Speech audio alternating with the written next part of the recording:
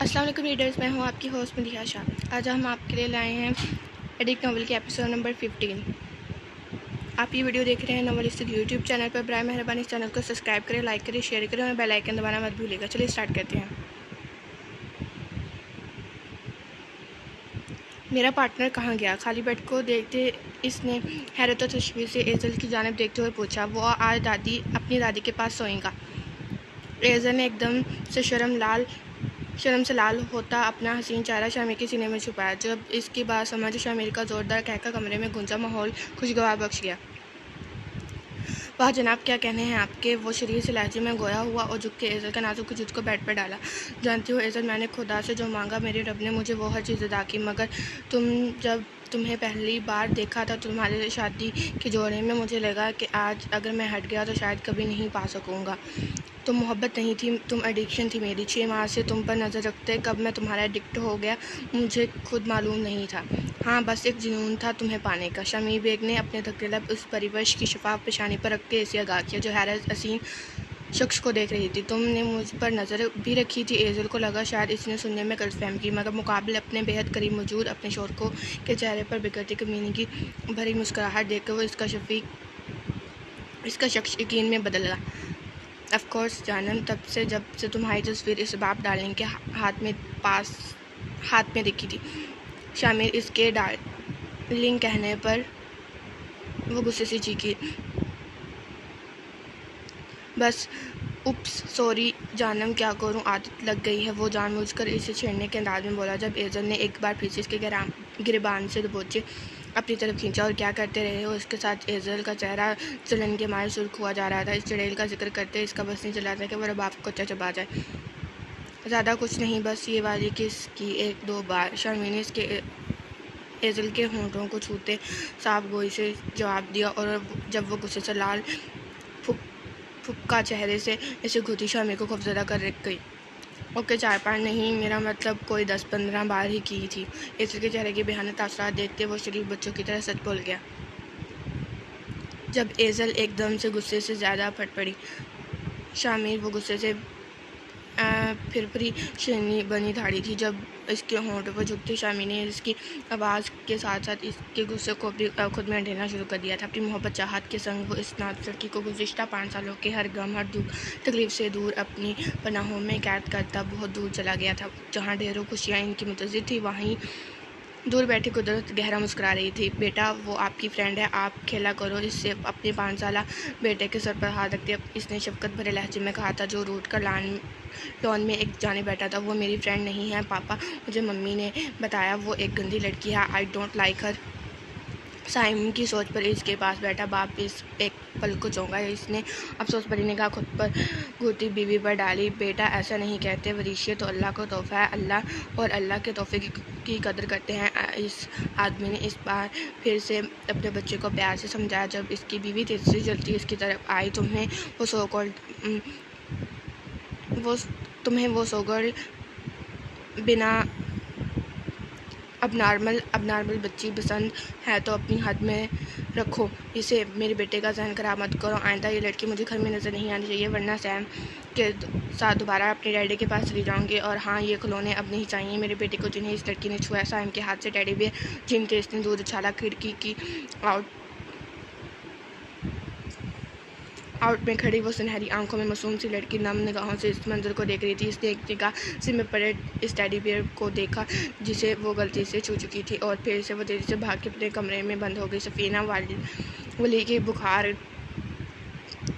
वली को बुखार है, तुमने मुझे बताया नहीं। वो अभी ऑफिस से लौटा था। इसका 4 साल बच्चा बुखार से फंक रहा था, जबकि सफ़ीना इससे लाइल्म बनी अपने कमरे में हाथ आंखों पर रखे लेटी थी। सफ़ीना, मैं तुमसे हूँ। ये सालने के करीब जाते इस बाजू से हिलाया जब वो एकदम से फट पड़ी। हाँ तो क्या हो गया? बुखार? क्या करूँ, डॉक्टर हूँ या अब फिर आया बन जाऊँ इसके लिए? इसके लहजे में नफरत ज़ा कराहियत थी अपने ही मासूम बच्चे के लिए। इसे महसूस करता जैसा को बात से आंखें मिर्च गया। खुदा रहा बस करो सफ़ीना, वो हमारा बच्चा है, मेरी जान, प्लीज़ मत दो खुद को अजियत। वो बहुत मासूम है, इसे ज़रूरत है तुम्हारी। इसका सूरज चेहरा अपने हाथों में बैठते जैसाल ने 100 बार के कहे जुमले दोबारा दोहराए थे, जबकि वो यकटक इसे घूरती रही। तुम्हें इसकी इच्छा थी, तुम्हारी मर्जी से वो आया इस दुनिया में, और जब से आया सब कुछ खा गया, मेरा सुकून, मेरी खुशियाँ सब छीन ली इसने, वो मेरा कुछ नहीं लगता। साल के हाथ चिटकती हुई बेसी से गोया हुई वो ये साल का वजूद बेजान सा हो गया था। बहुत कोशिश कर चुका था, हर तरह से इसे मनाओ समझा चुका था, मगर वो माँ होते हुए भी एक ही बात पटकी थी। साल मुर्दा कदमों से इस जालिम औरत के पास और टापटी में बाप बच्चे की तरफ भागा। हर सू भले तरीक अंधेरे में खुलती सुबह की ताज़ा रोशनी, दख्तों की आउट में बैठे खूबसूरत परिंदे अपने रब की हमदो सना में मगन दुनिया फहामियाँ से बेगना थे। वहीं एसएम पैलेस के सबसे शाहाना कमरे में मौजूद वो दो नफूस जाए नमाज बछाए आज ज़िंदगी में पहली बार एक साथ नमाज अदा कर रहे थे। अपनी मजाजी खुदा की इमामत में नमाज पढ़ने के बाद वो दोनों जानों हाथ की सूरत में फैलाए बैठे थे।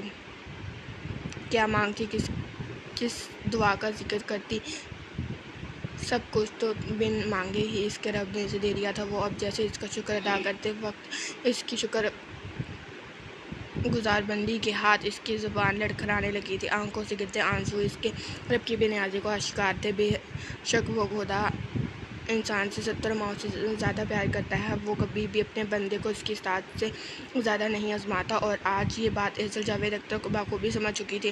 दुआ मांगने के बाद शमीर बेग ने मुड़ते अपनी मुताय हयात को देखा, जिसकी भीगी आंखें देख इसने सांस से जाकर स्पुर्द की और जाए नमाज समेटे वो इसके पास घुटनों के बल बैठा। अच्छा मेरा आप सूरत रहमान की तिलावत सुनाएंगे। दुआ मांगने के बाद इसने जैसे ही आंखें खोली, निगाहें अपने सामने बैठे इस हसीन शख्स पर पड़ी जो इसका हमसफ़र, इसका कल जहां बन चुका था। एजल के लबों से बेसाख्ता ये कलमात अदा हुए थे जो गुज़िश्ता शब इसकी सुनी करात इसके कानों में गूंजने लगी थी। जब भी वो चमकती आंखों में रोशन दिए लिए एक आज से भूरी शमीर बेग की नीली आंखों में खूबसूरती सा साया लहराया। इसने अकीदत से अपनी हयात के सर पर लब रखते इसका हाथ थामा और फिर इससे साथ लिए वो बिस्तर की जाने बढ़ा।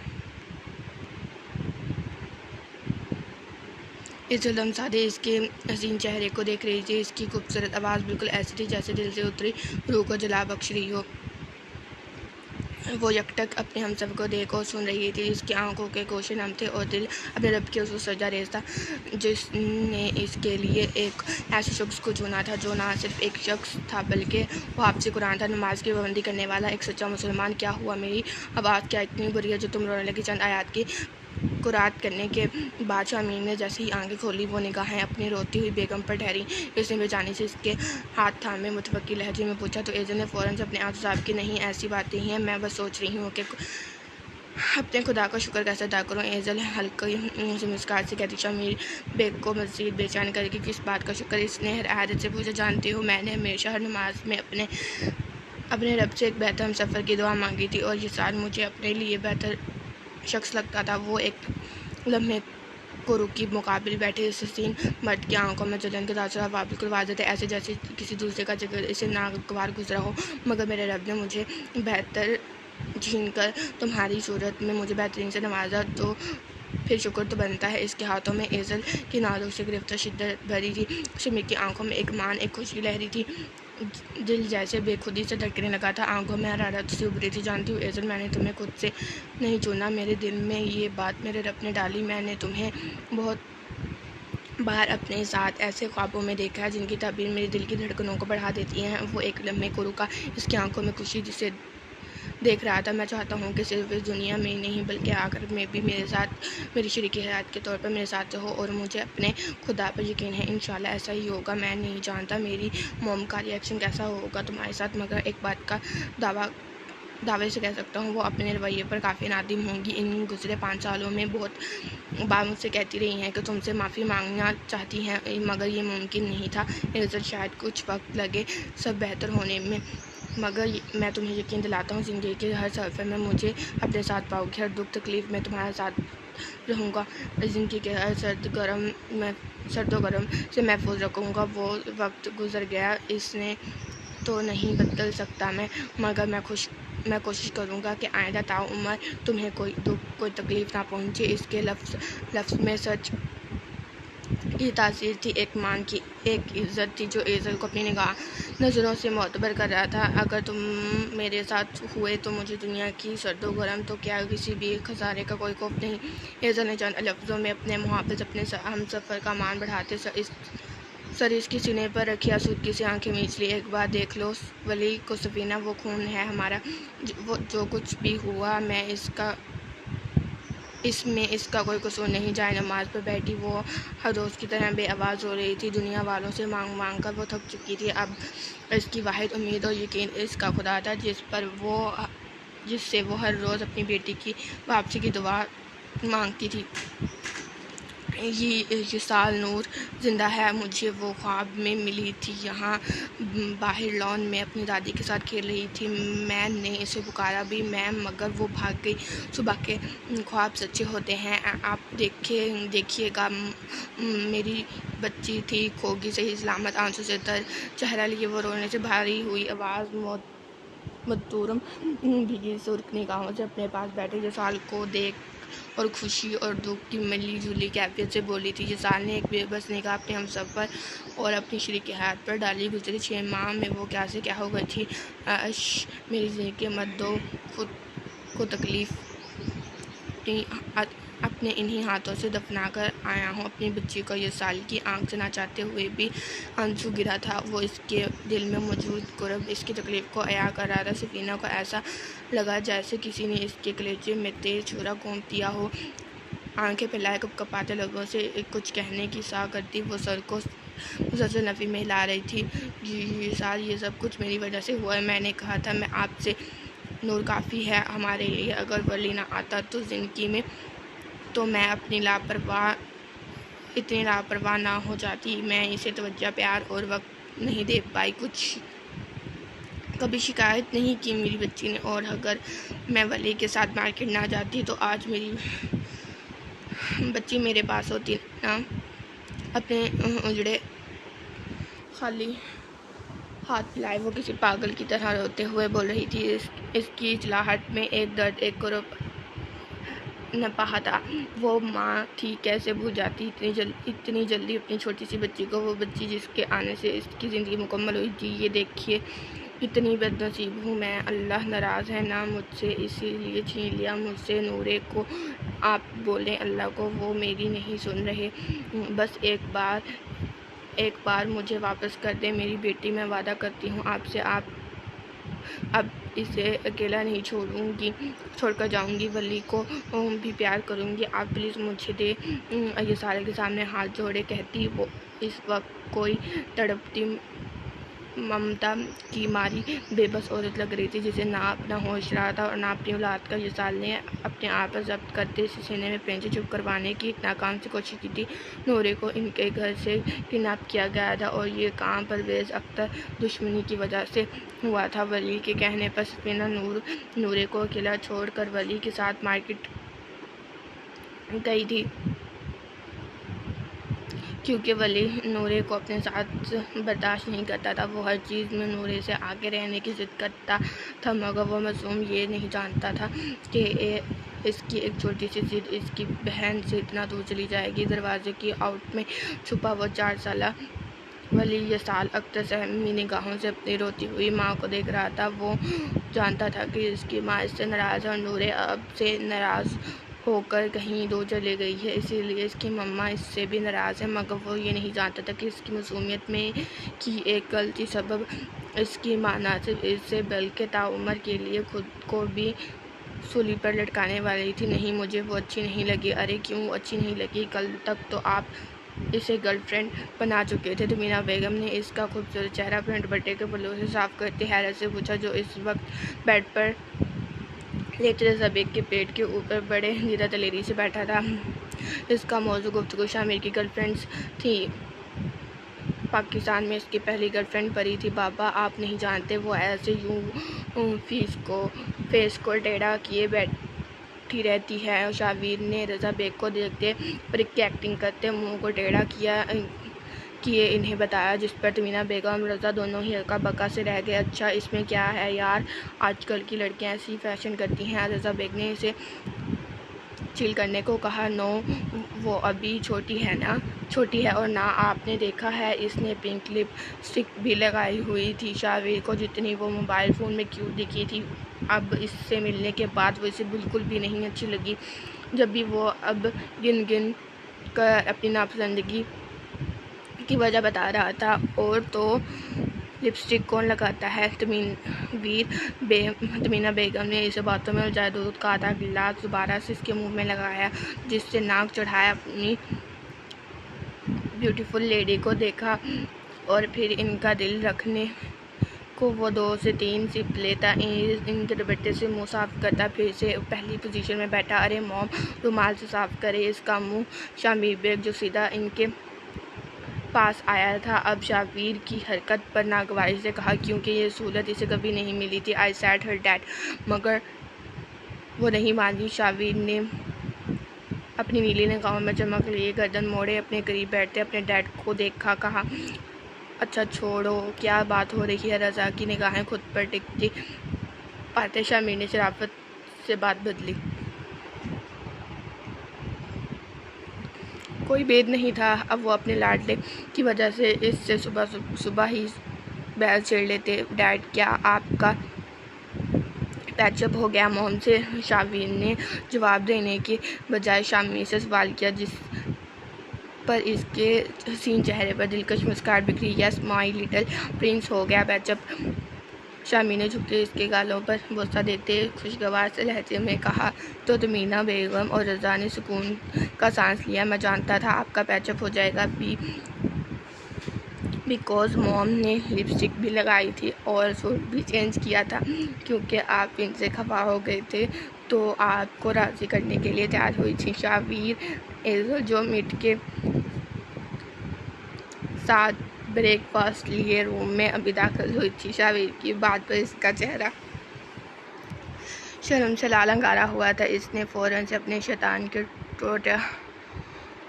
शैतान को टोका, वरना कोई भेद नहीं था। वो और क्या क्या कहता। शामिर ने गर्दन मोड़े अपनी लाल पीली होती बेगम को गहरी दिलचस्प निगाहों से देखा। अरे बेटा, आ जाओ, मेड कर लेगी, तुम यहाँ आओ।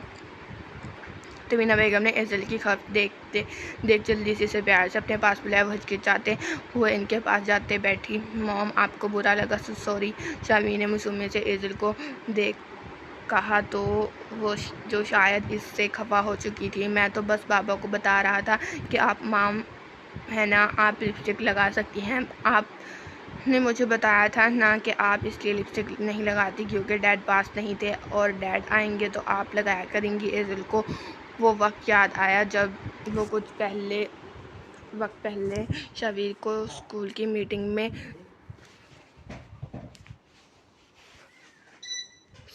मीटिंग में जा रही थी।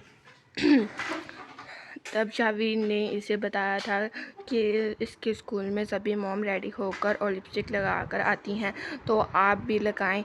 वो काफ़ी ज़िद्दी था, जबकि एजल ये सब अफोर्ड नहीं कर सकती थी, और एक बार लगाती तो वो रोज़ इसे तंग करता। इसीलिए इसने जान छुड़वाने के लिए इसे यही कहा था कि सब की मॉम अगर अपने हस्बैंड के लिए लगाती हैं और तुम्हारे डैड आएंगे तब मैं लगाऊंगी। एजल के जहन के पर्दे में वो मंजर लहराया तो इससे पहली बार अपने बेटे के ज़हीन होने पर गुस्सा और अफसोस हुआ। देखें बाबा, परी तो बच्ची है, इसकी शादी भी नहीं हुई, तो इसने नहीं लगानी चाहिए लिपस्टिक। शाहवीर ने बिना जाने कि इसके लॉजिक की वजह से इसकी मॉम किसी कदर शर्मिंदा हुई थी, अब रज़ा बेग को अपनी परी के लिए नापसंदगी बता रहा था।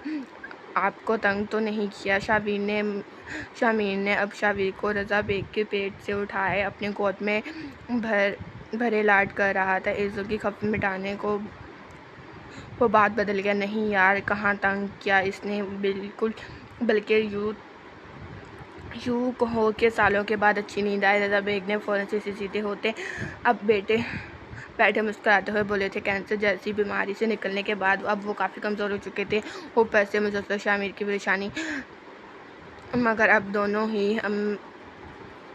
2 ही दिनों में वो शामिर को पहले की तरह शाशपिया देख रहे थे। शाहवीर और एजल की वापसी इसके घर और अपनों की ज़िंदगी में रौनक भरती थी। अपने लाडले पर इसी जी भरकर प्यार आया था। एजल बेटा हो सके तो माफ़ कर देना, मुझे बहुत खताएं हुई मुझसे जिनकी सज़ा तो इस दुनिया में ही मिल गई। मुझे मसूरी की सबब मिल चुकी है, जानती हो बहुत दिल आज़ारी की है तुम्हारी, मगर माँ समझकर माफ़ कर देना। तुमीना बेगम ने इसके सर पर हाथ रखते हुए शाइस्ता से लहजे में बोला और फिर से इसके सामने हाथ जोड़ने लगी। आंटी ऐसे मत करें, मुझे आपसे कोई शिकवा नहीं, आपने जो किया एक माँ होने के नाते सही था।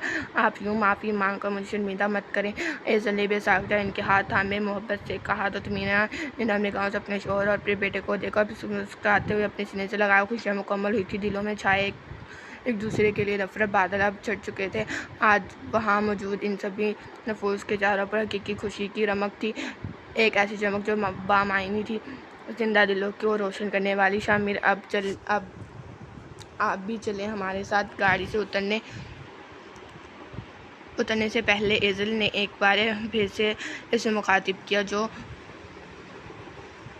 नक्सक सा तैयार, आंखों में पुरसन ग्लासेस चढ़ाए संजीदगी से ड्राइविंग सीट पर बैठा हुआ था। जानम और वीर जा रहे हो यही काफ़ी है, जाओ जल्दी से सासू माँ और छोटी से मिलो। मैं तो मिलता ही रहूँगा, मैं फिर कभी जाऊँगा इनसे मिलने। इसने बैक सीट पर बैठे अपने शहजादे पर एक निगाह डाले, मोहब्बत से कहा और फिर शाहवीर का ध्यान बाहर की जानिब देख तेजी से एजल के गाल पर बोसा दिए वो सीधा होते बैठा। एजल एक यकदम से इसकी हरकत पर जगह से उछली थी, आंखें फैलाए सुर्ख चेहरे से गर्दन मोड़े अपने लाडले को देखा, जो बज़ाहिर बाहर के नज़ारों में मगन था। ओके मैं चलती हूँ शाम। एजल ने पैंथरा बदला, अपना नाजुक हाथ मुकाबिल के कंधे पर रखे वो नसार जाते हैं लहजे में मिठास में गोया हुआ तो शामिर बेग इसके मीठे लहजे में जी जान से निसार जाता। इसकी जाने फौरी तरफ मुतवज्जा हुआ, मुख में जान शामिर ने गहरी निगाहों में इसके हसीन चेहरे को अज़र करते मोहब्बत से कहा, क्या मैं आज रात अम्मी और हमजा के पास रुक जाऊं? एजल ने सुमित से आंखें टमटमाते बड़ी आज से सवाल किया था, जिस पर शामिर बेग का मूड लम्हों में गारत हुआ था। इसने सुर्ख चूड़े में मलबूस अपनी हसीन बीवी को निगाहों के हजार में रखते इसके चेहरे पर झूलती लट की कान के पीछे अड़ासा। जानम दिन गुजारने की इजाज़त दे रहा हूँ, यही काफ़ी होना चाहिए तुम्हारे लिए। जब तक 5 सालों का हिसाब पूरा नहीं हो जाता, तुम एक रात क्या आधी रात के लिए भी कहीं नहीं जा सकती। इसने जुनूनखेज़ से लहजे में इसके करीब होते सरगोशी नुमा आवाज़ में कहा था। एजल का मुँह हैरत के सबब खुले का खुला रह गया था, मगर ये चीटिंग है शामिर। एजल एहतजाज में बनाई थी, जिसका असल मुकाबिल को बिल्कुल भी नहीं था। मॉम चले, मुझे नानू से और आने से मिलना है, शामिर ने बेकरारी से कहते एजल के कंधे पर हाथ रखा। शाम 6 बजे तक मैं लेने आ जाऊँगा, साफत से बाहर आ जाना, वरना पहले चोरी उठाकर लेके गया था, अब सबके सामने उठाकर लेके जाऊँगा। एजल के बाजू को थामे शामिर ने झटके से अपनी तरफ खींचा, वार्निंग देते लहजे में कहा तो एजल सटता पैर से लगती तलमिला कर रह गई। वो जानती थी शामिर बेग के लिए ऐसा करना कोई बड़ी बात नहीं थी। जब भी पैर पटकती वो गुस्से से और नाराज़गी से जताते गाड़ी से निकलते शामिर को बाहों में भरे गेट को बुर कर गई। शामिर ने दूर तक इसे गहरे निगाहों से देखा और फिर सर को तासुब से नफ़ी में झटकते इसने गाड़ी स्टार्ट की। हमजा जाओ देखो बेटा कौन है। दरवाजे पर घंटे की आवाज़ पर नरगिस बेगम ने चश्मा आंखों पर लगाए सामने एक जानिब सोफे पर बैठी हमजा को देखा, जो बुक्स खोले पढ़ने में मगन थी। जी अम्मी जाती हूँ। इसने किताब फोल्ड करते रखी और सर पर दुपट्टा ओढ़ते वो बाहर निकली। जी आप भी। हमजा ने दरवाजे के बाहर खड़ी अपनी बहन को देखे शौक किसी की आफियत में बड़बड़ाई सी आंखों में एकदम से आंसू की तैरने लगे। जब एजल आगे बढ़ी एकदम से इसके सीने में पेंच दी। आप सच मैं हूँ ना? अपने गले से लगी एजल के गिर्द अपना मजबूत हज़ार बांधते तकरीबन रंधी हुई इसी आवाज़ में बोली, इतने साल इतने साल गुजर चुके थे मगर एजल ने मुड़कर भी नहीं देखा था। नरगिस बेगम की हालत की सब शामिर ने बहुत अरसा पहले इन्हें हकीकत बता दी थी और साथ ही ये भी कि एजल बिल्कुल ठीक है और जल्द अपने मिशन के मुकम्मल होने के बाद इसे ले आएगा और इनके पास। बस इसी वजह से वो दोनों माँ बेटी सालों से इसकी वापसी की राह देख रही थी और अब जब वो वापस लौट आई थी तो हंसा के लिए यकीन करना पाना मुश्किल हो रहा था। कितनी बड़ी हो गई हो आपी की जान, बिल्कुल इतनी सी थी तुम। एजल ने रोती हुई नमने गाँव से अपनी 12 साल बहन को देखते कहा तो जो अपनी आपी को बात पर हल्का सा हंसी। हंसा बेटा कौन है? नरगिस बेगम जो हंसा के वापस ना आने पर मुतवक्की सी बाहर आई थी। अब सामने खड़ी एजल इसके पीछे छपे हुए अपने नन्ही नीली आंखों वाले शहजादे को देखती इनका दिल दक्चा रह गया था। बुरी निगाहों में आंसू झिलमिल करने लगे थे जब एजल इनकी आवाज़ पर धड़कते दिल से नमने गाँवों से इन्हें देखती इनकी जानें बढ़ी तो नरगिस बेगम ने नाराज़ की जताते हुए फेर लिया। इतने सालों से वो इनसे रिश्ता ताल्लुक़ जोड़कर इतनी दूर जा बसी, अब वो नाराज़ भी ना होती, माफ़ नहीं करेंगे अपनी बेटे को। एजल ने पीछे से इन्हें हक करते थोड़ी देर नरगिस के कंधे पर रखे लाड से कहा तो एकदम से बेबस होती इसकी जानिब पलटी, अपनी शहजादी को सीने से लगाए। वो काफ़ी देर हुई थी ये बच्चा इनकी ने कहा। खुद को देख के शाबीर पर पड़ी तो धड़कते दिल से इस्तिग़फ़ार करने लगी। इनका दिल जगा रहा था, दिमाग नफ़ी कर रहा था। अम्मी ये शाबीर मेरा बेटा, आंखें साफ़ करते हुए मुस्कराते हुए बोली। शाबीर की जानिब जाते एजल ने इसका हाथ थामे इसे नरगिस के बेगम के करीब लाया जो हैरत वो बेशकीनी से इस शहजादे को देख रही थी। दानों शाबीर ने एजल की जानिब देखा जो इसे सर में हाँ हिलाते बोलने का कहा तो ज़रा घबराते हुए इन्हें पुकार उठा। नरगिस बेगम ने भी यकीनी से अपने होंठों पर हाथ रखे और फिर अपने कपकपाते हाथों से अपने शहजादे को छुआ जिसके सुर्ख होंठों पर हल्की सी मुस्कुराहट नुमाया थी। मेरा बच्चा। नरगिस बेगम ने इसे बाहों में भरते सीने में पेंच लिया जो दमसादे इनके सीने में लगा खामोश था। अम्मी कैसे हुआ ये सब? दाई अम्मी तो ठीक ठाक थी, फिर ये दम एक अचानक से क्या हो गया? वो काफ़ी देर से नरगिस की गोद में सर रखे लेटी थी। बातों ही बातों में सालों ज़किया बेगम के तज़किरे पर इन्हीं साल की बड़ी बेटी नूरे और ज़किया बेगम की वफ़ात का बताया जिसे सुनकर एजल काफ़ी उपसुदा हुई थी। बस बेटा, तुम्हारे ताया के कुछ दुश्मन थे जिन्होंने मासूम बच्ची को अगवा करके मौत के घाट उतार दिया। ज़किया अकेली घर पर थी, बहुत कोशिश के बावजूद वो नूरे और इन गुंडों से नहीं बचा सकी और बस हार्ट अटैक की वजह से इसके एक दिन बाद ही चल बसी। अम्मी बिल्कुल अच्छा नहीं हुआ ये सब। सफीना और ये साल कैसे रही होंगे? वो खुद माँ थी, एक माँ की तड़प वो खूबी जानती थी। वो शाबीर के बिना 2 मिनट नहीं रह सकती थी और यहाँ तो सफीना बच्ची इज़्ज़त उम्र के लिए छोड़ कर जा चुकी थी। अपना बेटा मुकाफ़ात अमल बहुत बुरी चीज़ है। परवेज़ के कई गुनाहों की सज़ा इसे मासूम बच्ची को मिली जिसका अफसोस था उम्र रहेगा मुझे। सफीना 6 माह से संभल नहीं रही, उसका बेटा भी है वली। ये साल बहुत कोशिश करता है इसे ज़िंदगी की तरफ लाने की, वो तो जैसे जीना ही भूल गई। नरगिस बेगम ने एजल को हालात की संगीनी से आगाह करते तो इसका दिल पल भर में बोझल हुआ था। मासूम सी सफीना इसकी आंखों के पर्दे पर लहराई थी जिसे वो बचपन से जानती थी मगर ताई की वजह से वो कभी ज़्यादा बातचीत नहीं हो पाई। अम्मी मुझे जाना है सफीना से मिलने, आप ले चलेंगी?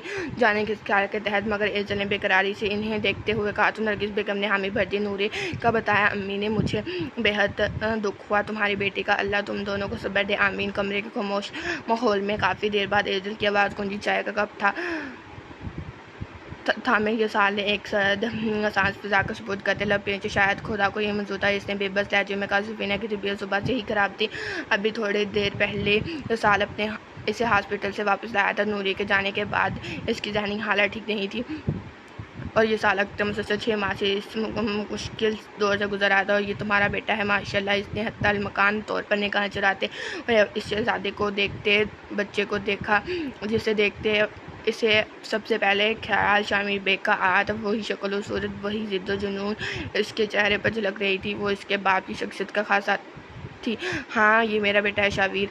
वो शामिर की नीली निगाहें दीवार पर लगी तस्वीर पर थी जहाँ एक खूबसूरत सी बच्ची हाथ में हाथ थामे बिल्ली के छोटे से बच्चे से लाड कर रही थी। इसके खूबसूरत होंठों पर जिंदगी से भरपूर एक खूबसूरत सी मुस्कुराहट कर रही थी। सुनहरी बाल इसकी कमर से ज़रा ऊपर तक खुले झूल रहे थे। वो शायद किसी बाग में मौजूद थी जहाँ इसके पीछे सब्ज़ा ही सब्ज़ा था। खूबसूरत काले रंग की फेरी में वो बच्ची आसमान से उतरी कोई हूर लग रही थी। ये वली है। एजल देख चुकी थी अपने बेटे की अटकी निगाहें नूरे की तस्वीर पर, और इसके सामने बैठा इस बच्चे का बाप इसे अजीब निगाहों से देख रहा था। जब भी इसने बात बदलते हुए साल के करीब बैठे इसे दुबले पतले लड़के को देख पूछा। वो हरासा निगाहों से सारा मंजर देख रहा था। हाँ, ये मेरा बेटा है, ये मेरा साल। एजल को आवाज़ पर चौंकते हुए होश की दुनिया में लौटा। जब इसका ध्यान हटते ही एजल ने फौरी तौर पर शवी के चेहरे को थामते इसकी गर्दन से घुमाए रुख मोड़ दिया, जो 1 मिनट के बाद फिर से इसी तस्वीर को यकटक घूरने लगा था। मतलब साफ था, वो ढीठ बाप का बेटा था। इसे यहाँ से भी इज्जत करवाने वाला था, बेइज्जत करवाने वाला। नरगिस बेगम तो हाथ मलती अपनी नाती की हरकतें देख खौफज़दा सी बैठी रह गई। इसमें कोई शक नहीं था, वो 4 साल बच्चा था, मगर ये भी सच था कि इसका आधे घंटे से मुसलसल इस बेजान तस्वीर को घूरना किसी भी बाप को तैश या गुस्सा दिला सकता है। शावीर बेटा इधर आओ नानों के पास। नरगिस बेगम ने सदकेवारी जाते लहजे में अपनी बाहें फैलाए इसे अपनी जाने बुलाया, जिस पर इसने नागवार निगाह इन पर डाली। मतलब साफ था कि अब इसे डिस्टर्ब मत करें। वही जाओ नानों के पास। एजल ने हल्क तर करते इसे मुखातिब किया, जबकि ये साल अब पूरी तरह इसकी जानिब मुतवज्जा था। वो आंखें छोटे की अब शावीर बेग को जज कर रहा था, ऐसे जैसे वो कोई 4 साल बच्चा नहीं, नौजवान लड़का इसके सामने बैठा है, इसकी बेटी को घूरने की जरूरत कराया है। मुझे ये पिक बहुत अच्छी लग रही है, क्या ये मैं ले सकता हूँ? इसने गर्दन उठाए एजल के चेहरे को देख सवाल पूछा। नो, ये मेरी प्रिंसेस की है, आप नहीं ले सकते। इससे पहले एजल जवाब देती है साल की खुदरी आवाज़ में कहे जवाब पर एजल और उसकी माँ की सहमी निगाहों से देखा, जबकि शामिर वीर की नीली आंखों में एक अजीब सी चमक उभरी। वो खूबसूरती से मुस्कराया तो उसके गले पर उभरते डिम्पल को देखकर साल ने दांत पीसते अपने गुस्से पर जब्त किया। ओके, आप ये रख लो और अपनी प्रिंसेस मुझे दे दो। शावीर बेग ने बड़े दिल से इसे ये तस्वीर रखने के साथ साथ अपना नादिर मशवरा पेश किया, जिस पर एजल का सांस अटका। साल ने सोचने गाँव से इस 2 फीट के बच्चे को घूरा और जो इसका जब्त ज़रूरत से ज़्यादा आजमा चुका था।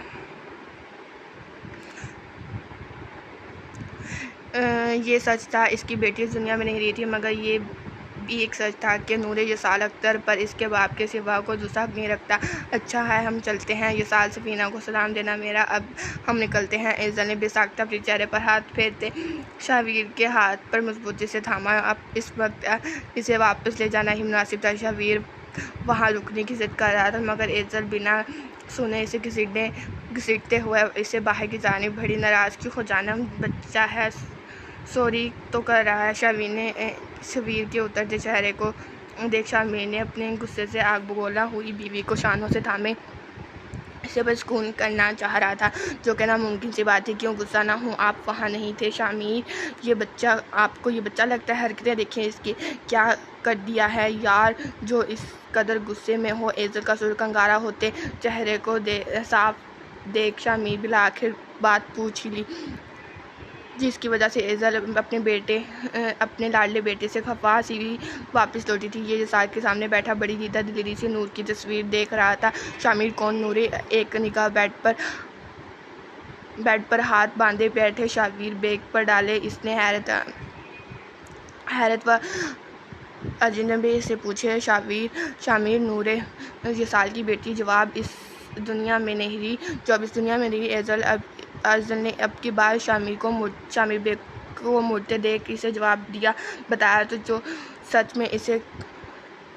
में इस खबर से शॉक्ड हुआ था। शामिर, कितनी बुरी बात है बेटा, किसी की बेटी को इसके बाप के सामने नहीं देखते, चाहे वो तस्वीर ही क्यों ना हो। वो वापस मुड़ा, अपने बेटे को लाडले को गोद में भरते इसने प्यार से इसे समझाया। जहन में कुछ साल पहले की गई अपनी हरकत के पर्दों पर लहराई जब इसने बड़ी दीदा दलेरी से एज़ल जावेद की तस्वीरें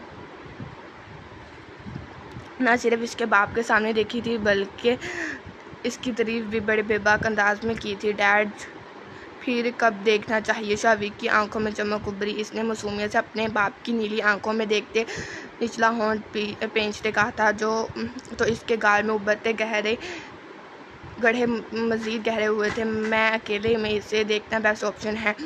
शामी ने उसके कान में बड़ी राजदारी से सरगोशी की जब एज़ल एकदम से आगे आई। शावीर मेरी जान, मैंने आपको पहले भी वार्न किया था कि आप लड़के हो, आपको लड़कियों से दोस्ती नहीं करनी। हमारे मज़हब में ये सब कुछ अच्छा नहीं होता। आपकी सब दोस्तें आपकी बहनें हैं, आपकी गर्लफ्रेंड्स नहीं। आप गर्लफ्रेंड्स नहीं बुलाते।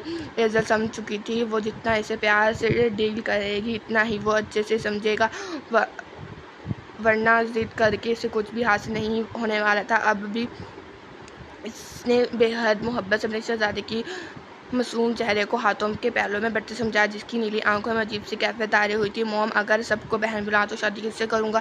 चेहरे पर मुतफक्किराना से तासुरात सजाए वो 4 साला बच्चा बड़ी संजीदगी से पूछ रहा था, जबकि इसकी सवाल पर एज़ल शामिर बेग की ज़ुबान जैसे तालू से चिपक गई थी।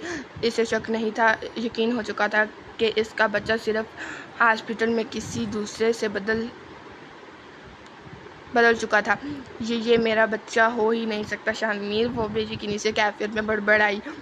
तो शावीर ने नासमझी से अपने डैड को देखा, जिसके चेहरे पर भी कुछ मिले जुले तासरात थे, मगर वो अपने आप को छुपाने में माहिर था और अब भी वो ऐसा ही कर रहा था। शावीर, आप एक काम करो, आप बाबा और मामा रज़ा बेग और तमीना के पास जाओ, थोड़ी देर आपको घुमाने ले जाता हूँ। शामिर ने इसके दोनों गालों पर बोसा देते इसे ज़मीन पर उतारा, जो छोटे छोटे कदम उठाए अब रूम से बाहर निकल जाए। शामिर, रिलैक्स रहो। एज़ल, बात सुनो, मेरी एज़ल की हालत बेकाबू हो चुकी थी। वो दिन से इसकी बहुत सी ऐसी हरकतों पर बातों को इग्नोर करती जा रही थी अब, मगर इसका दिमाग सोच कर मफलूज होता जा रहा था। एक 4 साला बच्चा कैसे इतनी बड़ी बड़ी बातें कर सकता है? क्या तुमने कुछ और ऐसी बातें नोट की हैं? शामिर ने अपने हाथ एज़ल की कमर के गिर्द हमाइल करते इसे साथ लगाया और अपने साथ लिए बेड पर बैठा इत्मीनान से पूछ रहा था, क्योंकि जितना वक्त वो एज़ल के साथ गुजार चुका था शायद ही किसी के साथ गुजारा हो। एज़ल ने दिमाग पर जोर डाले सोचने की कोशिश की, क्योंकि वो बहुत से वाक़यात थे ऐसे, मगर हैरानकुन वाक़यात बहुत कम थे। हाँ शामिर, कुछ अर्से पहले वो घर से अचानक गायब हो गया था। शायद वो 3 साल का था। मैं बहुत परेशान हो गई थी, बहुत ढूंढा इसे, मगर फिर वो मुझे कैफ़े में मिला। मेरे दोस्त ने मुझे फ़ोन करके बताया। मैं काफ़ी हैरान हुई थी इस वक्त, क्योंकि वो छोटा था। रात के 12 बजे वो बिस्तर पर ना पाते मेरे कैफ़े पहुंच गया, वो भी अकेले। इस मंजर को याद करते एज़ल के रोंगटे खड़े हुए थे। इसके अलावा और कुछ ऐसा हुआ था? शामिर को ये बात आम लगी थी, क्योंकि ऐसी हरकतें वो खुद भी करता रहा था बचपन से ही। हाँ, इसे क्लास के सब बच्चों के पेरेंट्स के नाम, इनके एड्रेस और फ़ोन नंबर ज़ुबानी याद हैं। जब मैं इसकी स्कूल मीटिंग में गई थी, वहाँ मुझे इसके प्रिंसिपल ने कापी दी थी ताकि हम सब पेरेंट्स अच्छे ताल्लुकात बना सके। वो कापी मैंने घर जाते ही रख दी थी और शावीर ने उठा ली, और जब मैंने देखा तो वो नाम के साथ साथ सबके नंबर बोल रहा था। 1 मिनट, ऐसा कैसे हो सकता है? वो भी जी में है। शामी ने हैरत से पूछा, क्योंकि पीजी क्लास का स्टूडेंट किसी का नाम कैसे इतनी आसानी से पढ़ सकता है? नहीं, वो पीजी में नहीं, वो 1 में है। What are you serious? बेसाख्ता इसके मुंह से ये कलमात अदा हुए थे। हाँ, इसने 2 साल में ही बोलना शुरू कर दिया था। इसका तलफ़्फ़ुज़ बहुत अच्छा था, तो मैंने इसे फ़ारिग वक्त में पढ़ाती रही। और हैरत की बात थी, वो दूसरे बच्चों की तरह ज़िद नहीं करता था, बल्कि आसानी से सारा सबक पढ़ लेता था। इसी वजह से जब मैं स्कूल में इसका टेस्ट हुआ तो प्रिंसिपल ने इसे 1 लेवल में रखा। एज़ल, मुझे लगता है कि शावीर का आई लेवल काफ़ी हाई है और मैं इसे कल ले जाऊंगा टेस्ट के लिए। तुम परेशान मत हो, सब ठीक है। शावीर ने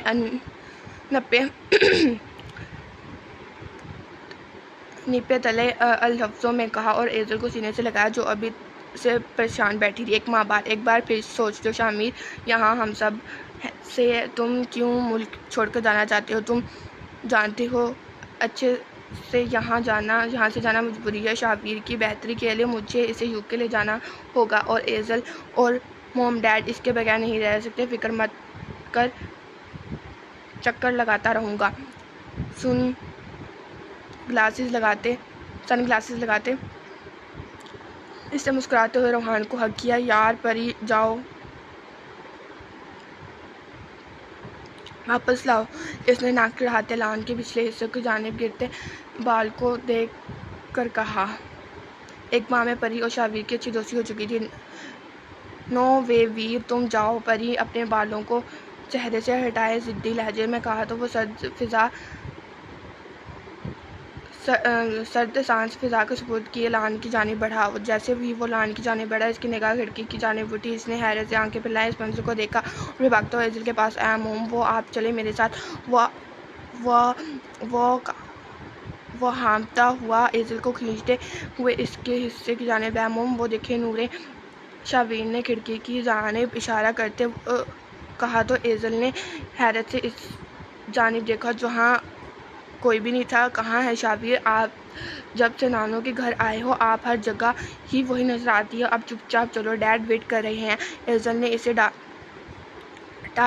डांटते और फिर इसे खामोश करवाते वो शामिर की जानिब बढ़ी जहाँ वो खड़ा इन दोनों माँ बेटे का इंतजार कर रहा था। शाबिर खामोशी से गाड़ी की पीछे सीट पर बैठा, खामोशी से अपने सुर्ख व सफ़ेद हाथों को देख रहा था। गाड़ी में जैसे ही स्टार्ट हुई थी, इसे ख्याल के तहत इसे सर निकालने पीछे मुड़ते देखा जहाँ वो सब्ज निगाहों वाली बच्ची खिड़की के आउट में छुपी इसे देख रही थी। इसके सुनहरे बाल इसकी दोष पर उड़ रहे थे और निगाहें एक अनकही कहानी बयां करे। शामिर बेग की नीली आंखों में हैरत चिमटी, वो निगाहों से ओझल होने तक खिड़की के पार खड़ी इस बच्ची को, इस मंजर को देखता रह गया और इसके जहन के पर्दों पर किसी गहरी याद की तरह चिपक के रह गया था।